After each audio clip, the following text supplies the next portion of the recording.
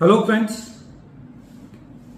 Income tax के cases की series में आज जो केस हम डिस्कस करेंगे वो सेक्शन 68 की एडिशंस को लेकर के है।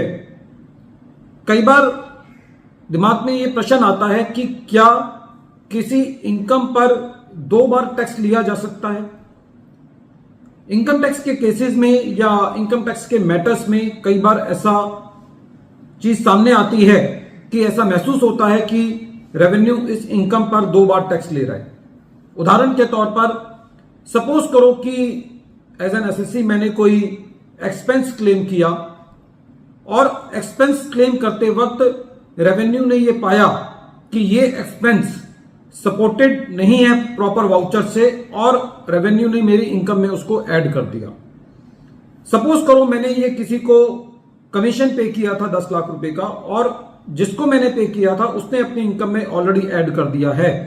तो क्या मेरी एडिशन होने के बाद जिसको मैंने कमीशन दिया है उसकी इनकम में से वो निकाल दिया जाता है और उसको रिफंड दिया जाता है?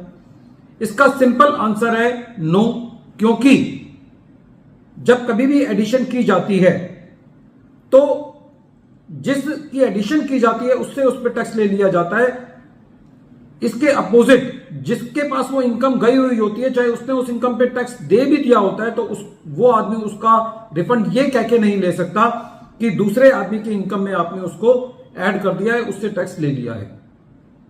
लेकिन फ्रेंड्स, कुछ केसेस ऐसे हो सकते हैं जहां पर यदि रेवेन्यू ने किसी एक पर्सन की इनकम में उसको ऐड कर दिया है तो फिर वो दूसरे पर्सन की इनकम में उसको ऐड नहीं किया जा सकता।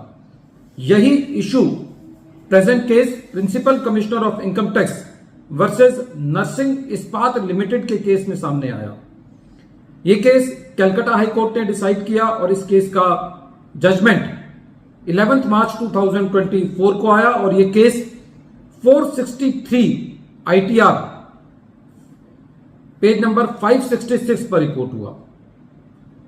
असेसमेंट ईयर 12-13 का मैटर था।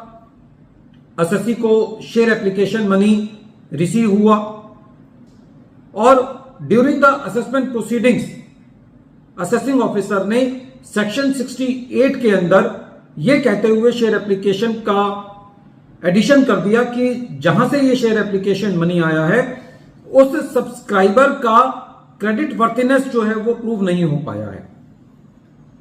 जब असेसमेंट प्रोसीडिंग्स चल रही थी तो एसएससी का ये पॉइंट था, ये सबमिशन था लर्नेड असेसिंग ऑफिसर के सामने कि ये जो शेयर एप्लीकेशन मनी आया है ये एच से आया है और जो एच कंपनी थी उसके पास ये अमाउंट असेसमेंट ईयर 2009-10 के अंदर आया था और जब एच कंपनी की असेसमेंट प्रोसीडिंग्स चल रही थी तो एच कंपनी के हाथ में उस अमाउंट की एडिशन कर दी गई थी। इसलिए सेम अमाउंट मेरे यहां पर टैक्स नहीं किया जाना चाहिए।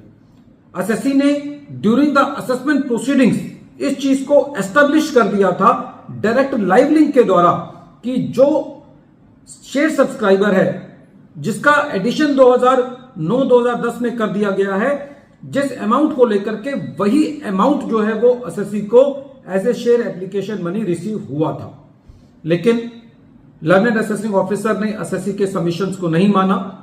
मैटर जब सीआईटी अपील के पास था तो सीआईटी अपील का यह कहना था कि सेम अमाउंट का एडिशन दो जगह नहीं किया जा सकता।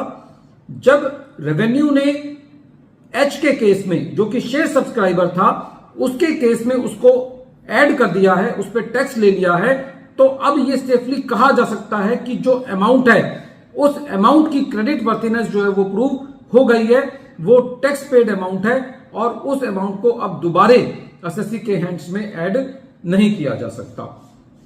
फ्रेंड्स, रेवेन्यू ने इस मैटर को ट्रिब्यूनल लेकर के गया। ट्रिब्यूनल ने भी जो सीआईटी अपील का ऑर्डर था उसको अपील रखा और ये कहा कि प्रेजेंट केस में क्योंकि ये अमाउंट एच के केस में ऐड हो चुका है तो इसकी क्रेडिट वर्थिनेस प्रूव हो चुकी है, तो अब ये अमाउंट दोबारे एसएससी के हाथ में सेक्शन 68 के अंदर एडिशन नहीं किया जा सकता। रेवेन्यू ने हाईकोर्ट मूव किया और हाईकोर्ट ने भी सीआईटी अपील और ट्रिब्यूनल के फैसले को बरकरार रखा।